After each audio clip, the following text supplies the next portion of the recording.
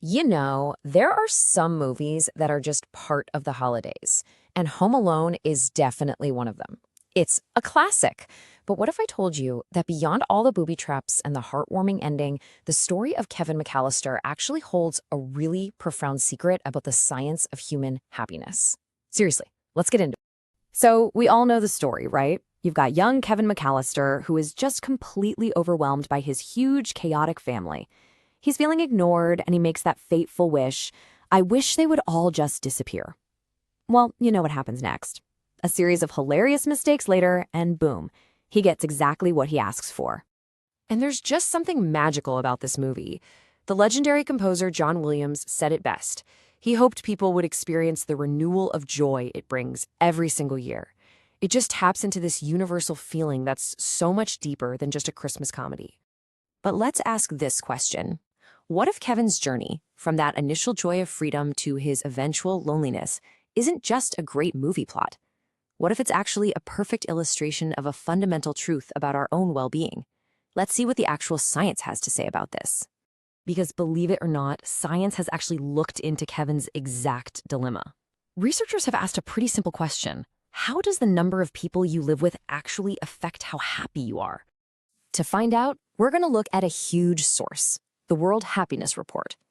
These folks crunched a ton of numbers from surveys all across the globe to see if there's a real pattern between our household size and, our overall satisfaction with life. And wow, did they find a pattern. I mean, check this out. What's so fascinating is that whether you're looking at data from Mexico or all the way across Europe, the shape of this graph is almost identical. That tells us we're looking at something really fundamental about being human. So what they found is something called an inverted U-shaped relationship. Okay, what on earth does that mean? Well, basically, people who live alone tend to report lower life satisfaction. As you add more people to the house, satisfaction goes up. But, and this is key, only up to a certain point. After that, in really big households, it actually starts to dip again. So, what's the magic number? Where does our happiness peak? Well, the data points to a sweet spot.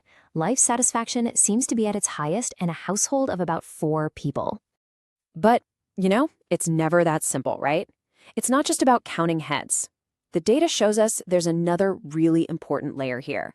The type of household you're in, the family structure itself, plays a huge role in how happy we are. If you look at the data from Mexico, it is crystal clear. People who live in households that are centered around a couple, so whether that's just the two of them or a couple with kids, they consistently report the highest levels of life satisfaction. And guess what? When we look over at Europe, it's the exact same story. It seems like across different cultures, households that are built around a stable couple tend to be the happiest, while folks in single-person households consistently report lower satisfaction. Okay, so we have the what? Happiness seems to peak around 4 people, and couple-led homes tend to be the happiest. But why, right? Why isn't living all by yourself the peak of happiness?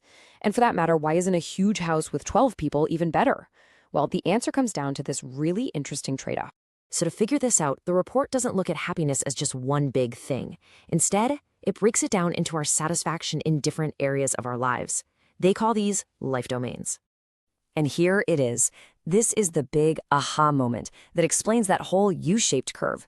The data shows there are 2 completely opposite forces at work here. As the number of people in your house goes up, your satisfaction with your family and your relationships goes up. That makes sense. But at the exact same time, your satisfaction with your economic situation goes down. It's a constant push and pull. So this is the crucial takeaway. We're all in this constant balancing act between our deep human need for relationships and support and the very practical strain that more people put on our resources. That inverted U-curve we saw, that's just what this trade-off looks like on a graph. Which brings us all the way back to the McAllister house on that snowy Christmas Eve. Let's tie this science directly back to Kevin's story, because it fits perfectly. Kevin's emotional roller coaster isn't just a good movie, it's a perfect bite-sized story of this exact happiness trade-off. He doesn't just get his wish, he literally lives the data. I mean, think about it. When he first wakes up and realizes he's alone, what does he do? He celebrates total freedom. He's eating junk food, jumping on the bed, watching whatever he wants. His economic satisfaction, if you will, is through the roof. But what happens by the end of the movie? He's staring out the window at other families, desperate for his own annoying family to come back. His relational satisfaction has completely hit rock bottom. He learns that the freedom he wanted so badly came at the cost of the connections he actually needed. The World Happiness Report sums it up perfectly. At the end of the day, true, deep happiness isn't just about individual enjoyment.